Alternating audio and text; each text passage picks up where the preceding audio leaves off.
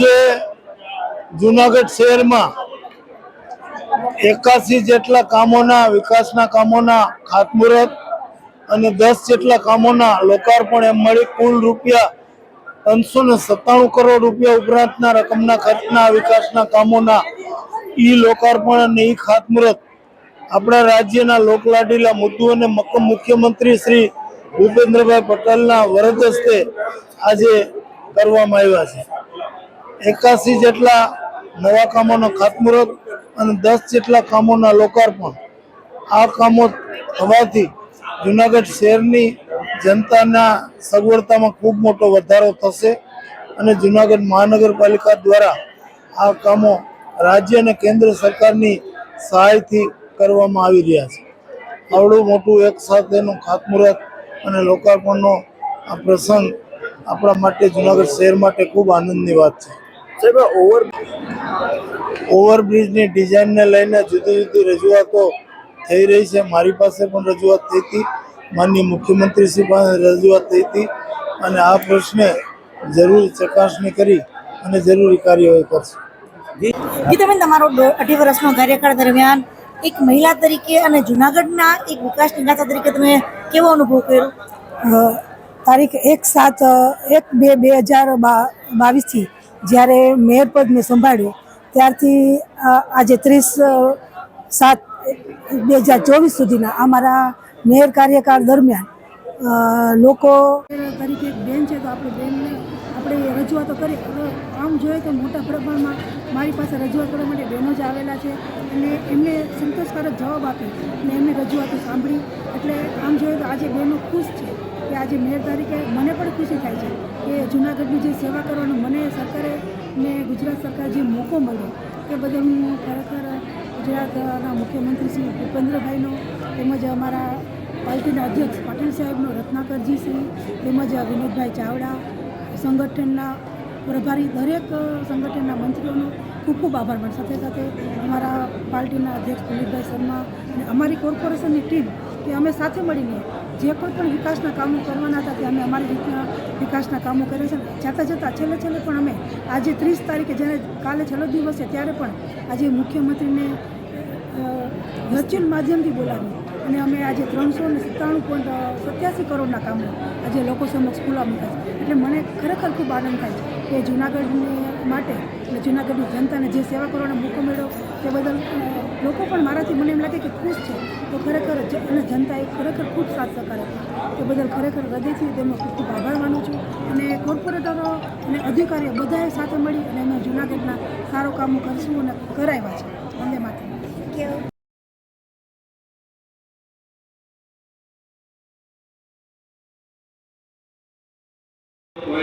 78 કરોડના ખર્ચે મહાનગરપાલિકાના વિવિધ વિકાસલક્ષી કાર્યોના લોકાર્પણ તથા ખાતમુહૂર્ત પ્રસંગે આપણી ભારતના યશસ્વી વડાપ્રધાન શ્રી નરેન્દ્રભાઈ મોદીએ શહેરી વિકાસના ક્ષેત્રે ગુજરાતને અગ્રીમ રાજ્ય બનાવવાની દિશા આપી છે। મોદીજીના નેતૃત્વમાં નરેન્દ્રભાઈના માર્ગદર્શનમાં સતત વિકાસ કરી રહ્યો છે। ગરવા વિજ્ઞાનની ગોદમાં વસેલા ઐતિહાસિક નગરનું અદભુત વિકાસ થાય તેવી નેમ આપણે સાકાર કરી છે। આજે એક જ દિવસમાં વિકાસ કામોની સદી કરવા તરફ નરસિંહ મહેતાનું આ નગર આગળ વધી રહ્યું છે। 81 કામોના આશરે 385 કરોડના ખર્ચે ઈ ખાતમુહૂર્ત અને 10 કામો રૂપિયા 12 કરોડ 86 લાખના ખર્ચે ઈ લોકાર્પણની તક આજે મને મળી છે। શહેરી વિકાસમાં કોઈ નગર કે મહાનગર પાછળ ન રહી જાય એવી પ્રતિબદ્ધતા સાથે આપણે કામ કરી રહ્યા છીએ। વડાપ્રધાન શ્રી નરેન્દ્રભાઈ મોદીના નેતૃત્વમાં શહેરી વિકાસની એક નવી પ્રણાલી આપણે પ્રસ્થાપિત કરી છે। વધતી જતી શહેરી જનસંખ્યાને બેઝિક ઇન્ફ્રાસ્ટ્રક્ચર ફેસિલિટીઝ આપવા સરકાર પ્રતિબદ્ધ છે। શ્રી નરેન્દ્રભાઈ નાણાંના ભાવે વિકાસનું કોઈ કામ અટકે નહીં તેવું સુદૃઢ નાણાંનું વ્યવસ્થાપન કર્યું છે। તાજેતરમાં રાજ્યની મહાનગરપાલિકાઓ તથા નગરપાલિકાઓને માળખાકીય વિકાસના કામો માટે રૂપિયા 2111 કરોડની રકમના ચેક અર્પણ કર્યા છે। એમાં જૂનાગઢ મહાનગરપાલિકાને પણ 34.40 કરોડની રકમનો આપણે ચેકનું લોકાર્પણ કર્યું છે. આ જે ચાલે છે એમાં ક્વોલિટી જળવાય એના ઉપર આપણે સૌથી વધારે ભાર આપણે બધા સાથે મળીને જો આપીશું તો મને લાગે છે ત્યાં સુધી જુનાગઢ એ નંબર 1 મહાનગરપાલિકા બને એવું આયોજન થયું. આપણે બધા જ એનું ધ્યાન રાખીશું કે જેટલા કામો થાય એ ક્વોલિટી વાઇઝ થાય, સારી રીતે પૂરા થાય. શહેરી આ વર્ષનું સંપૂર્ણ બજેટ રજૂ કર્યું છે. તેમાં પણ આપણે જોઈ શકીએ છીએ કે શહેરી વિકાસને પ્રાધાન્ય આપવામાં આવ્યું છે. આપણા શહેરો ગ્રોથ હબ બને તેવી નેમ આ બજેટમાં રાખવામાં આવી છે. ગુજરાત સહિત દેશના 100 મોટા શહેરોમાં કેન્દ્ર સરકાર, રાજ્ય સરકારો અન્ય એજન્સીઓ સાથે મળીને વોટર સપ્લાય, સુએજ ટ્રીટમેન્ટ તથા સોલિડ વેસ્ટ મેનેજમેન્ટના પ્રોજેક્ટ અને સર્વિસને પ્રોત્સાહન આપશે. આનાથી દેશ અને ગુજરાતના મહાનગરોમાં પર્યાવરણની શુદ્ધિની નવી દિશા મળશે. વિશ્વ જ્યારે ક્લાઇમેટ ચેન્જ અને પર્યાવરણની સમસ્યાઓ સામે ઝઝૂમી રહ્યું છે ત્યારે જૂનાગઢ મહાનગરપાલિકાએ વડાપ્રધાન શ્રી નરેન્દ્રભાઈ મોદીના કન્વેયર એક્શન મંત્રને અનુસરીને આ દિશામાં ઉમદા કામ કર્યું છે. હસનાપુર ડેમમાં 1 કરોડ લીટર વરસાદી પાણીનો સંગ્રહ કરીને 9 મિલિયન વોટર કેરી મેળવનારું જૂનાગઢ મહાનગરપાલિકા એશિયાની પ્રથમ મહાનગરપાલિકા બની છે. આપ સૌને ખૂબ ખૂબ અભિનંદન. જો પોતાના શહેર કે નગરની સમસ્યાના નિવારણમાં લોકો જોડાય તો જનભાગીદારીથી કેવા સારા પરિણામો મળી શકે તે જૂનાગઢના લોકોએ બતાવ્યું છે. ગયા વર્ષે ભારે વરસાદમાં જૂનાગઢ શહેરના વોકળામાં તાપ, માટી, ઝાડી ઝાકરાને કારણે પાણી ભરાવાની મોટી સમસ્યા અનેક સોસાયટી વિસ્તારોમાં ખૂબ નુકસાન પણ થયું હતું. પણ હવે મહાનગરપાલિકાએ 9 કિલોમીટર જેટલો લાંબો કાળવા વોકળાનું પબ્લિક પ્રાઇવેટ પાર્ટનરશિપથી ડિસિલ્ટિંગ કરીને આ સમસ્યા હલ કરવાનો માટેનો ખૂબ સારો પ્રયાસ કર્યો છે.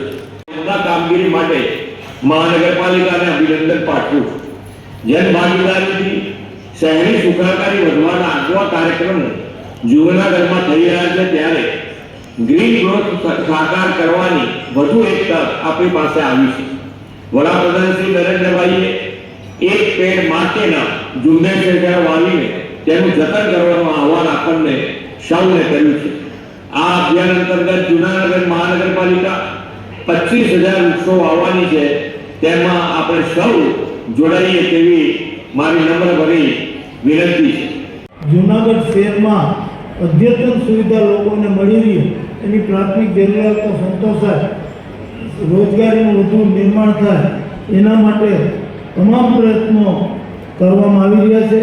આજે જે આ કામોનું ખાતમુહૂર્ત અને લોકાર્પણ માનનીય મુખ્યમંત્રીના હસ્તે થનાર છે એનાથી પણ શહેરની સુખ સગવડતા અને સુવિધામાં ખૂબ મોટો વધારો થનાર છે. સાથે મેં જણાવ્યા પ્રમાણે અનેકવિધ પ્રોજેક્ટોના કામો ભવિષ્યમાં મહાનગરપાલિકા દ્વારા મંજૂર કરવામાં આવ્યા છે, જે શરૂ કરવામાં આવશે અને વહેલી તકે પૂર્ણ થાય, સારા કામો થાય એ દિશામાં મહાનગરપાલિકા પૂરતું ધ્યાન આપશે એવી અપેક્ષા સાથે આજના કાર્યક્રમમાં માનનીય મુખ્યમંત્રીશ્રીના વર્ચ્યુઅલી વરદ હસ્તે ખાતમુહૂર્ત અને લોકાર્પણના જે કામો આવડી મોટી રકમના ખર્ચે જૂનાગઢ શહેર માટે થઈ રહ્યા છે એ પ્રસંગે અહીં ઉપસ્થિત રહેવા માટે મને તક આપી એના માટે કાર્યક્રમના આયોજકો એવા મહાનગરપાલિકાના સત્તાવાળાનો આ તકે હું આભાર માનું છું અને મારી વાત પૂરી કરું છું.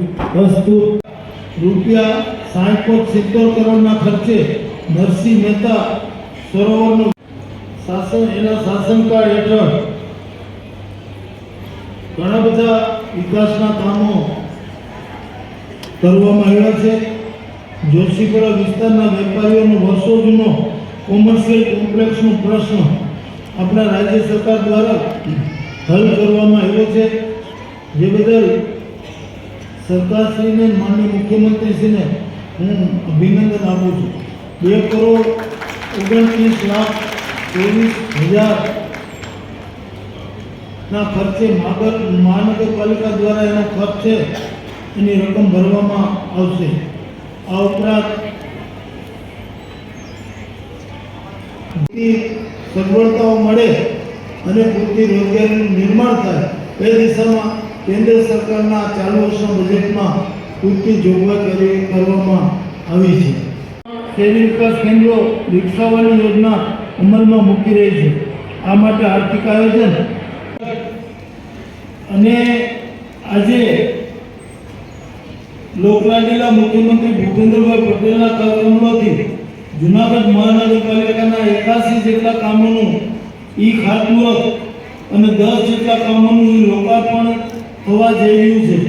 ત્યારે આ પ્રસંગે જૂનાગઢના પ્રભારી મંત્રી તરીકે મને ખૂબ આનંદ અને ગૌરવની લાગણી થાય છે. આજના કાર્યક્રમમાં 342.92 કરોડ રૂપિયાના કામોના ખાતમુહૂર્ત અને 12.86 કરોડ રૂપિયાના કામોનું લોકાર્પણ થશે. આ કામોની યાદી ઘણી લાંબી છે, પણ ટૂંકમાં કહું તો આ ખાતમુહૂર્તમાં પાણી પુરવઠાના CC road, drainage line, storm water drainage, box culvert bridge, નરસિંહ વિદ્યા મંદિરના રિપેરિંગ અને વિકાસનું કામ, સ્વિમિંગ પુલ, તમામ મિલકતોનું GIS મેપિંગ, પેવિંગ બ્લોક નાખવાનું કામ, સ્મશાનમાં શેડ જેવા 81 કામોના રૂપિયા 384.92 કરોડ રૂપિયાના કામોના ખાતમુહૂર્ત થનાર છે, જેને આવનારા સમયમાં જૂનાગઢના નગરજનોને ખૂબ લાભ મળશે.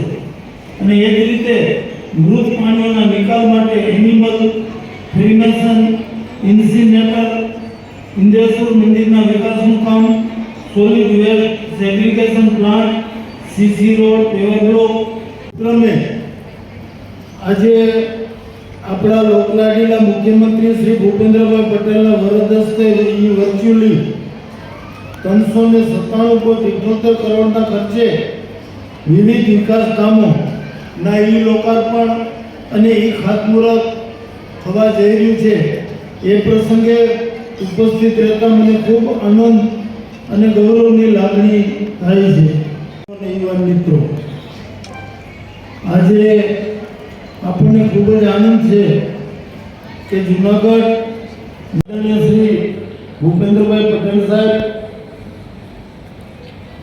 પ્રશ્ન છે એ આપ તો જાણો છો કે આજનો નથી, પરંપરાગત રીતે વર્ષો જૂનો પ્રશ્ન છે. પણ માનનીય મુખ્યમંત્રીશ્રીની એક મક્કમ ઈરાદો છે કે ઘેડનો આ પ્રશ્નનો કાયમી નિકાલ કરવો. એના માટેની જરૂરી કાર્યવાહી રાજ્ય સરકાર દ્વારા હાથ ધરવામાં આવી રહી છે. ખાનગી કંપનીને આનું સર્વે કઈ રીતે આ પ્રોજેક્ટ હાથ ધરવો એનું સર્વે કામ સોંપવામાં આવ્યું છે અને એનો અહેવાલ આવ્યા પછી રાજ્ય સરકાર એ દિશામાં ઝડપથી આગળ વધી અને કાયમી ધોરણે ઘેડમાં ભરાતા ચોમાસાની ઋતુ દરમિયાનના પાણીનો કઈ રીતે સરળતાથી નિકાલ થઈ શકે, ખેડૂતો કેમ ખેતી કરી શકે એ દિશામાં રાજ્ય સરકાર કામગીરી કરવા મક્કમ છે. આ પ્રશ્ન પણ મારી સમક્ષ આવ્યો છે. પોલ્યુશન કંટ્રોલ બોર્ડ અહેવાલ આપશે, એના આધારે કઈ રીતે કાર્યવાહી કરવી નક્કી કરશે.